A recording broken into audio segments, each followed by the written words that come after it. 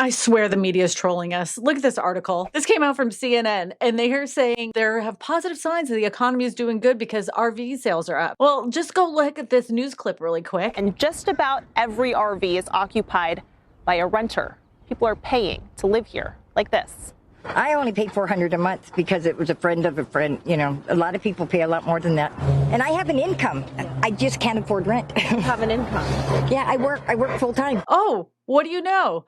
All these people are living in RVs because you know what? That's the only thing they can freaking afford. If you look at the average cost of rent in the United States, it's over $2,000. But if you look at the average payment for a slightly used RV, it's half of that. People have no choice. But, economists are confused on why we feel so bad about the economy right now. Listen to what Jerome Powell had to say. What's your message to Americans who are seeing encouraging economic data but don't feel good about this economy? I don't think anyone knows, has a definitive answer why people are not as happy about the economy as they might be. And we don't tell people how they should think or feel about the economy. That's not our job. So I think in this video, it's going to be a love letter to Jerome Powell to enlighten him on why we feel so bad about the economy. Not that 30% of many people's income is going towards housing. Could be a few other things that have been happening in the housing sector can make us feel a little icky, a little awful, a little bad about the economy, since he's so clueless on why we feel so bad. This lawsuit that we filed today in the D.C. Superior Court alleges a housing cartel. The price-fixing lawsuit by D.C. Attorney General Brian Schwab names some of the biggest landlords in the district.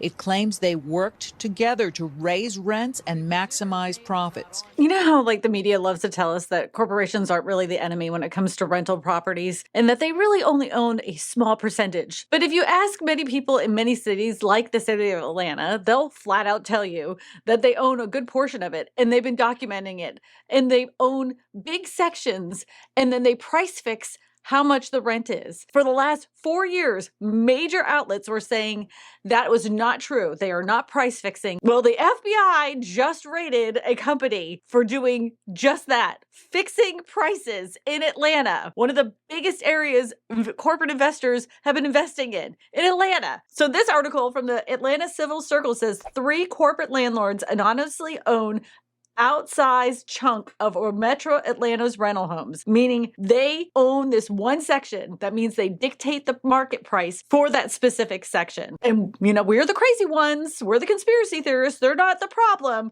Until RealPage gets right in there. And what do? They have created a whole entire algorithm for landlords, corporate landlords, to get together, to conspire to keep rents at a steady rate. Let's dig into the article. They conducted an unannounced raid of the national corporate landlord Cortland Management on May 22nd, ramping up the investigation into alleged rental price-fixing conspiracy that impacted millions of Americans. But hey, they only own 2%, right? The surprise search was reportedly part of the criminal antitrust investigation by the U.S. Department, the DOJ, into RealPage, a $9 billion software company that recommends rent raises on millions of housing units across the United States. Per RealPage, Atlanta, Georgia-based Cortland, which owned nearly 85,000 apartment units in 2022, using RealPage's algorithm to ensure consistent vendor pricing for their communities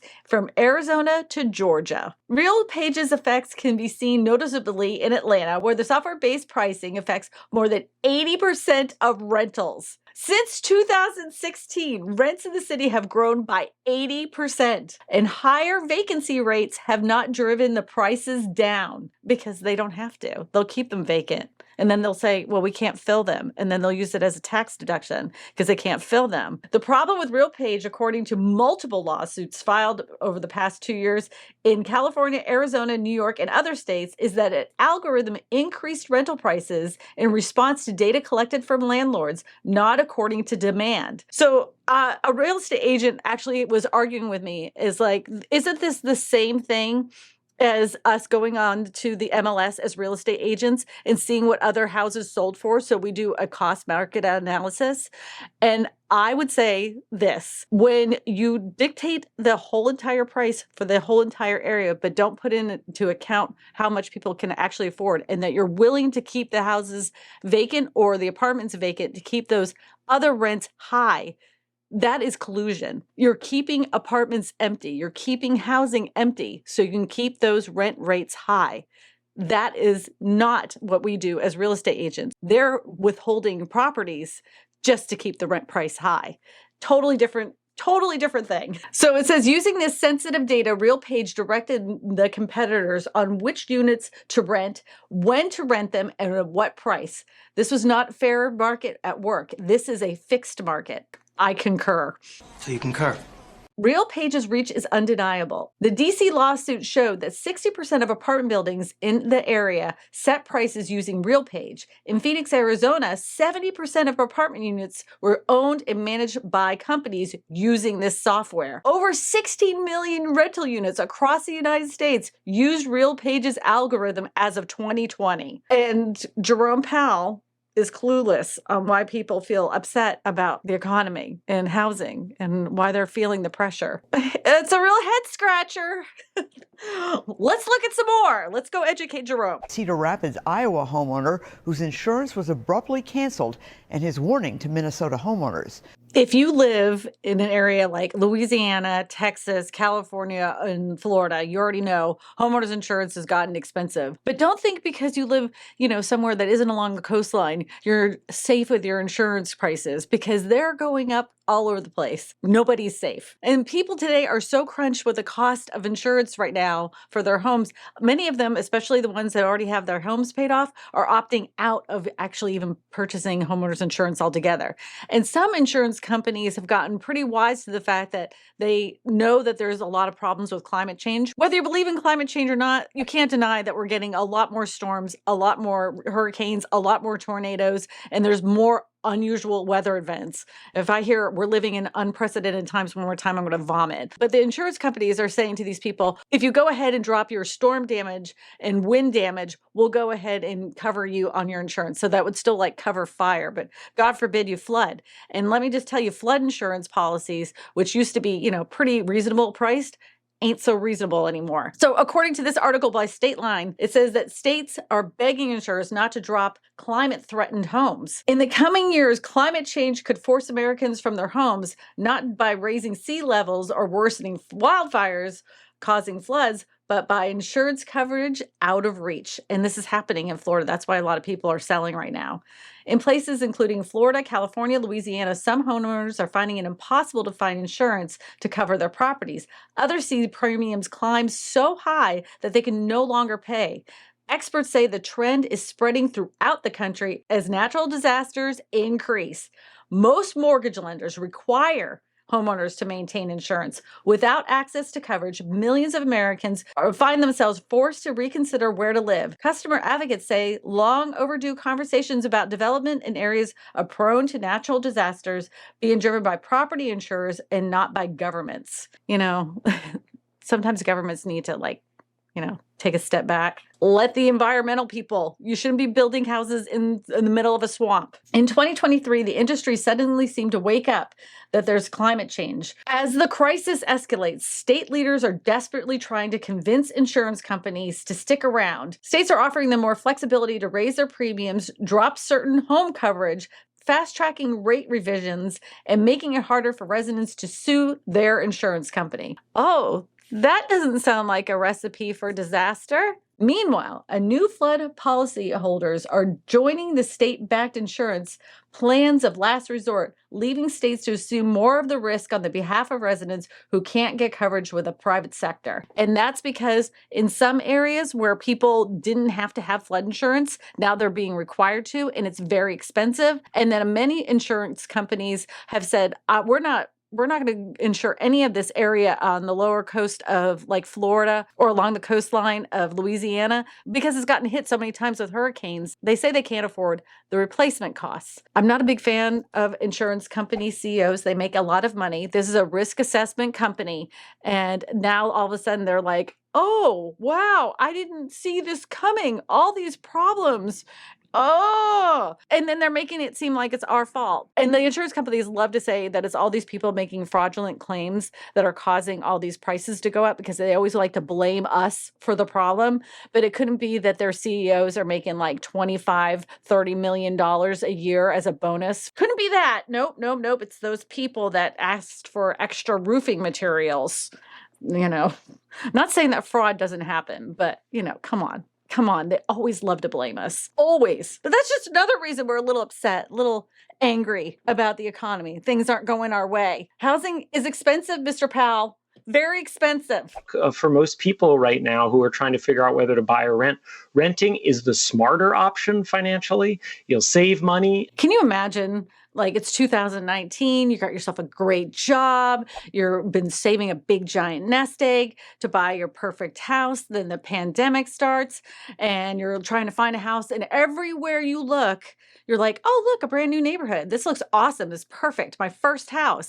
And it's nothing but build to rent. And if you haven't heard of this, it's where companies have come in to fill in the affordability gap, and they're building neighborhoods that are just for rent. Not that we have seen like corporate America do the best rentals and not price fix. There's nothing wrong with renting. I'm just saying there's a good portion of people that have good paying jobs with really excellent credit, but everything in the area is now being swallowed up by corporations building build to rent. And you're like, Kristina, why are you whining about this? Because it took the opportunity for people to be able to purchase a home. If you look at this, the way that the media is spinning these build to rent houses is that it's the new American dream. They're saying that instead of owning a house, the new dream is to rent it, because that way, every few years you could just drop off the keys and get into another brand new house, into another brand new community. What's the American dream now? Well, if we think the American dream is embodied in a suburban home with a yard and a white picket fence,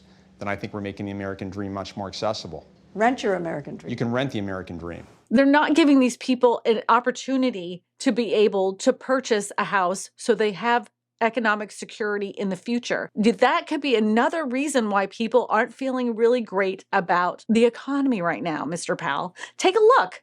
This isn't a solution to the affordability crisis. The new American dream, with prices out of reach, build-to-rent communities are taking off. In 2023, builders completed an estimated 97,000 build-to-rent residential homes, including those outside the build-to-rent communities, an increase of 45% from the year before and a record for the sector, according to estimates from John Burns Research and Consulting, which provides independent research for the U.S. housing industry. The properties remain a relatively niche sector of the housing market, making up only 7.9% of all residential housing starts. Renting is now more affordable than owning in nearly 90% of the U.S. countries, according to a report in January by Atom Data Solutions. Factors that put buying out of reach, a 30-year mortgage rate holding steady around 7%, and soaring home prices. These corporations are fixing the price, and they are making it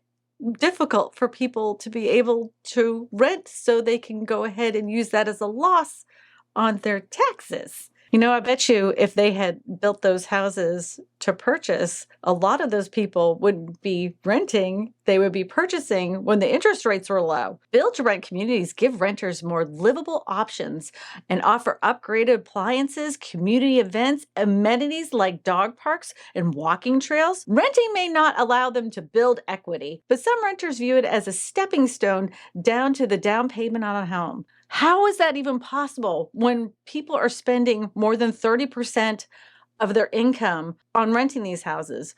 And we all know food costs are up, medical costs are up. Just living your regular life is more expensive now than it was 3 years ago.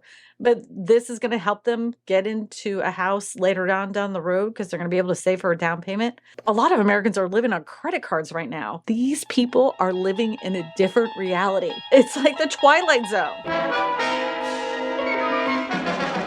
I hate build to rent. I think there's a place for it. I don't think it needs to take up many sections. I know that many real estate agents that I've talked to in Arizona have said that build to rent is one of the biggest things that they've seen in that Arizona, Phoenix area. They've seen so many of these popping up all over the place. Why? Because it's easy for them to be able to rent them out. And this is just my personal opinion about them. I don't think they're the solution to the affordability crisis, because when corporations dig their hands into anything, they're not even going to make it affordable for everyone. Not only that, these corporate landlords, whenever they have properties at the beginning, they always start off like La La Land, utopia. Everything's going to get done whenever, it needs to get done. But after a community has sat there for a period of time, things start going to the wayside. Lawns don't get mowed, roofs don't get repaired, siding starts coming off, and then they end up going into disrepair because all they're doing is trying to show profit to shareholders. They don't actually care about the properties. It's all about the money. That's why I don't like build to rent. I mean, they make it look appealing, dog parks, but I don't think it's a great thing for the society as a whole. We saw the Fed decided to hold rates steady for now. They indicated there may be one cut. So when the Fed met a couple weeks ago, mortgage rates recently have come down just a little bit. And the media headlines are going to gaslight us once again and saying that home affordability is back because of the fact that mortgage rates have come down. But that doesn't mean home prices have come down. And that to me blows my mind, because every time I see a headline that says that, I think to myself, the house is still too expensive for a good portion of the United States. We do not have enough affordable homes for the amount of people that want to purchase them, that can purchase them, that have the best credit to purchase them. They're not there, and they need to be built, and they don't need to be built to rent. So tell me in the comment section below, how else has the media been gaslighting us about the economy and the housing market? I want to hear your answers, because I know I've missed some stuff. To watch more videos about the American dream, you're going to want to watch these videos right here. My name is Kristina Smallhorn, your real estate whisperer, and I tell you all this because good real estate information matters. And I'm not going to gaslight you. Like, it is what it is.